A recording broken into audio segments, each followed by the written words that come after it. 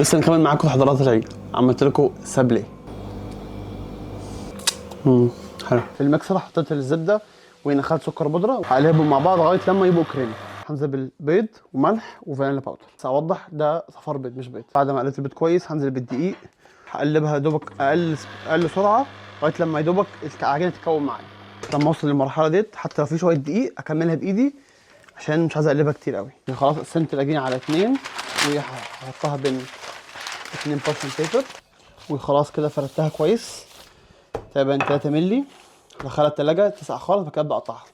بعد ما خلاص نشفت طلعها من التلاجة هفك الورقه وبعدين هرجعها تاني واقلبها الناحيه التانيه.